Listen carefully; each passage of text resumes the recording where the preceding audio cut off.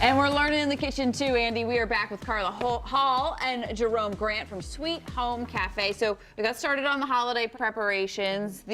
Jerome is putting the finishing touches on the succotash. That looks amazing, Jerome. Thank you, thank you, thank you. And you can smell like the nice hardiness and richness of the broth itself. It's a hominy and butternut squash succotash. And yeah, with edamame, you have some little pork hulls and little pork knuckles in there. Yep. It's delicious, delicious. Is that thyme? That's the thyme that I'm smelling, right? Yes. So you get put a whole bunch of sprigs of thyme in there. Thyme, most definitely. But why just smell? I think you should like taste. Yeah, taste is better. Okay, so get in here. I'm gonna hold it. Okay. It's gonna be warm. It's hot. Careful. It's so good. Oh my God, it's so good. It's hot. It's hot. Yes. It's hot.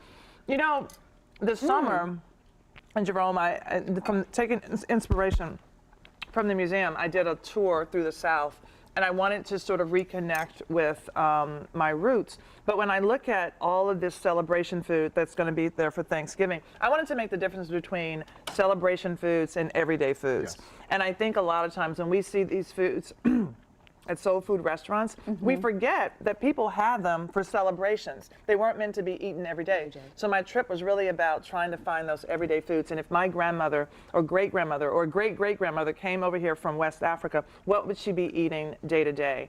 And so that trip was really amazing. It was really fun. So you kind of went through all, did you go into Florida too, or just kind of Georgia, South Carolina? Yeah, Georgia, South Carolina, Alabama, Mississippi, and then I finished in Tennessee. Okay. Yeah.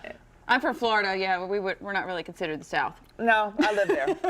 But we don't have a lot of this like they do in Georgia and Alabama. But then when you're taking this from the South, but the Sweet Home Cafe isn't just that. I mean, you're taking from other regions. How do you decide what goes on the menu? Well, you know, we have a tremendous culinary team over there at Restaurant Associates that really helped lay the groundwork working with Dr. Jessica Harris. Yes. But what we do is we represent the migration of African Americans, both pre-slavery and post-slavery. Okay. Everything via Underground Railroad in our northern states area, Creole Coast viewing as like entry point, agricultural South, just good old comfort. See how Carla smiles? She's like, Yes. oh, it's That's what cheesy and comfort smelly. food's It's good. I supposed love to it. do, just make And you then our smile. Western Range going for new beginnings after slavery was abolished. And you know, we've taken traditional recipes and adapted them to those regions because there were different ingredients there. So you're taking guests through a journey, just like Yes. they were to be going through the museum, but you're taking them through a culinary journey. I mean, we're making great food, telling awesome stories, and really showcasing food through the lens of African Americans.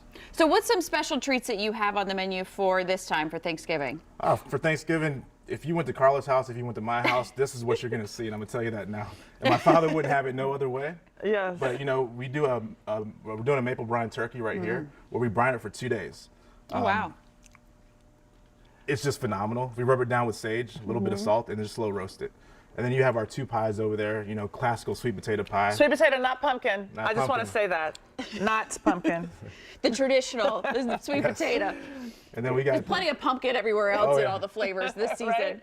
Tallis pecan bourbon pie over there, as well as our stuffing.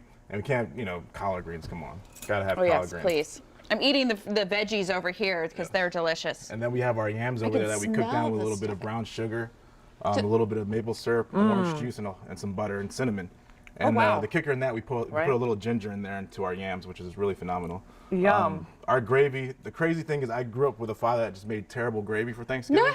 It was just nasty and chunky, and it was dumpling soup. Sorry, Dad. Yeah. Oh, trust me, I'm cooking this year.